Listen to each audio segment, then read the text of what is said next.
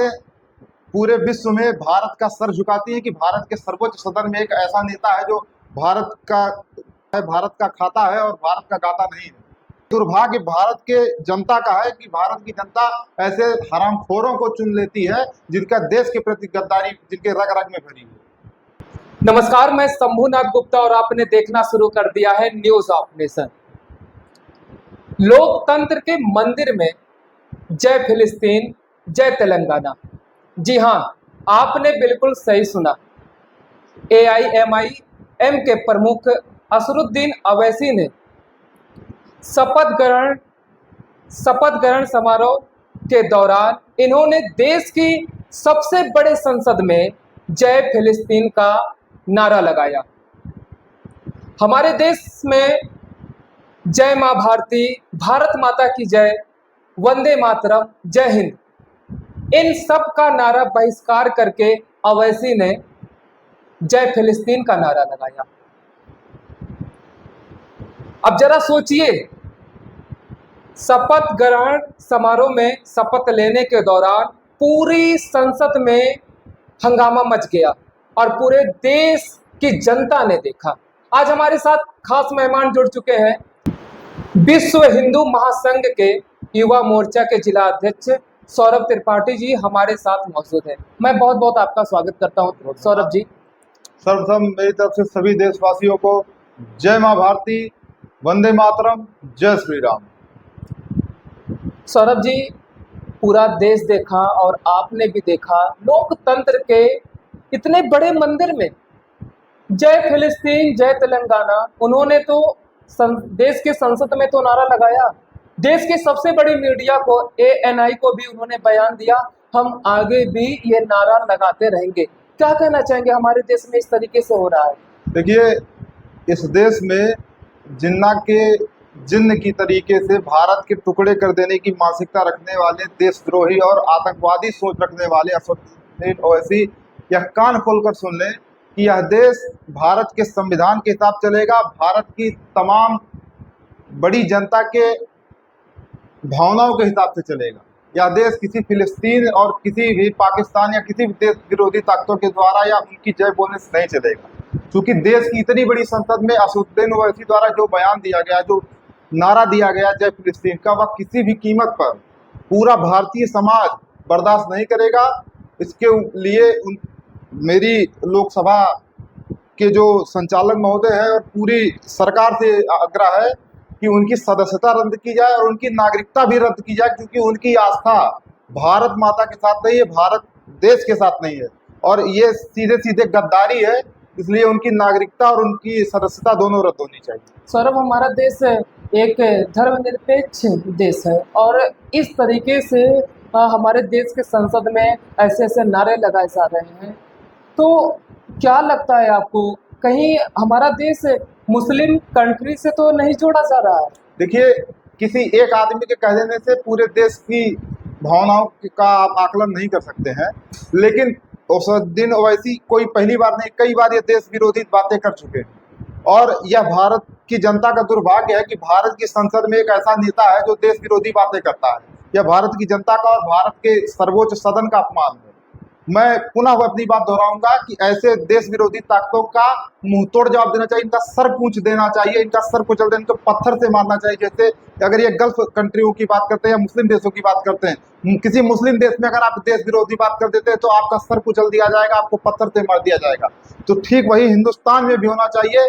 जितने भी देश विरोधी ताकत हैं उनका सर कुचल कर, उनको पत्थर से मारकर चौराहे पे सरेआम गोली मार देनी चाहिए। ऐसे ताकतों को किसी भी कीमत पे भारत में बर्दाश्त नहीं किया जाएगा। असरुद्दीन अवैसी ने तो ये नारा लगा दिया लोकतंत्र के मंदिर में जय फिलिस्तीन। उनको ऐसा लगता है कि हमारे वोटर प्रभावित होंगे और हमें केंद्र की सरकार में बैठेंगे, उनको ऐसा लगता है।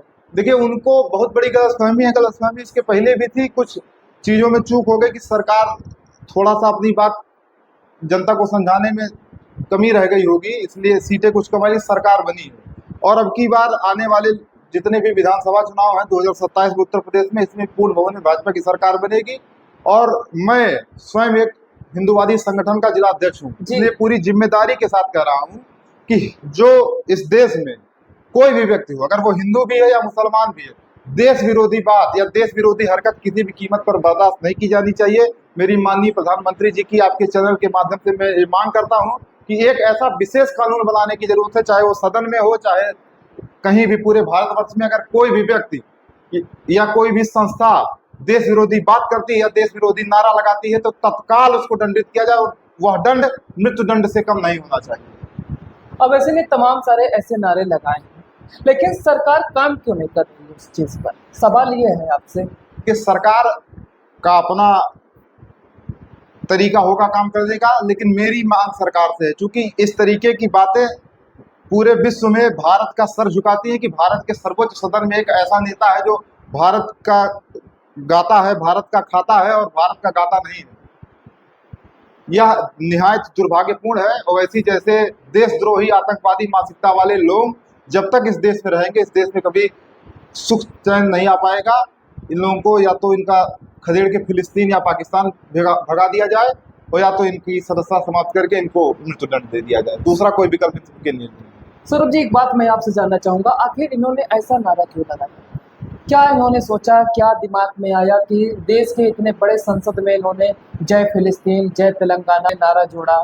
देखिए, ये सीधे सीधे आतंकवादी मानसिकता का व्यक्ति है, और ये जो आदमी अपने देश में रहकर जहाँ का नमक खाता है वहाँ का गुणगान ना करे तो ये गद्दार है। उनकी अपनी कौम है, उनके कौम में भी ये बातें कही जाती हैं। उनके बड़े बड़े मौलवी जो है बड़ी बड़ी दाढ़ी रखकर टोपी लगकर ये बातें कहते हैं कि जो हमारे जहाँ हम जन्म हमने लिया, जो हमारी मातृभूमि है, वहीं हम बलिदान दे देंगे। क्या इनका जन्म फिलिस्तीन में हुआ है? क्या फिलिस्तीन के लिए बलिदान देंगे? अगर फिलिस्तीन के लिए इनको बलिदान देना है, इनकी इतनी इच्छा है, तो ये जाके इजराइल से मुकाबला कर ले, जाके फिलिस्तीन की सेना में भर्ती हो जाए, फिलिस्तीन की तरफ से युद्ध करे। इनको अपनी औकात पता चले, पूरी कौम की औकात इनके पता चल जाएगी, सारी आतंकवादी हरकतें 1 मिनट में निकल जाएंगी।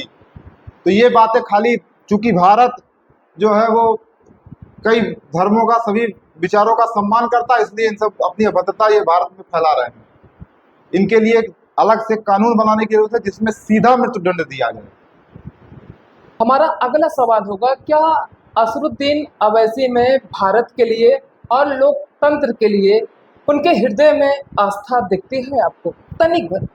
बिल्कुल भी नहीं दिखती है, और मेरा तो यह मानना है कि असरुद्दीन ओवैसी जैसे लोग इस देश में रहने के योग्य ही नहीं है। इनको तत्काल इस देश से खदेड़ देना चाहिए।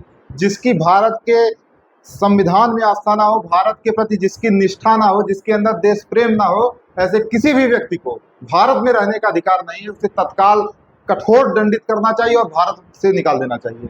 अगर वो जय फिलिस्तीन करते हैं तो फिलिस्तीन में उनके लिए जगह होनी चाहिए। वो चाहे फिलिस्तीन में रहे, फिलिस्तीन की तरफ से इजराइल से या संसार में किसी से युद्ध करे, भारत से उनका कोई मतलब नहीं होना चाहिए। और ये दुर्भाग्य भारत के जनता का है कि भारत की जनता ऐसे हरामखोरों को चुन लेती है जिनका देश के प्रति गद्दारी जिनके रग रग में भरी है।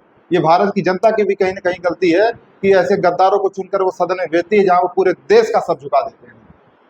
हमारे साथ विश्व हिंदू महासंघ के युवा मोर्चा के जिला अध्यक्ष सौरभ त्रिपाठी जी हमारे साथ खास मुलाकात किए।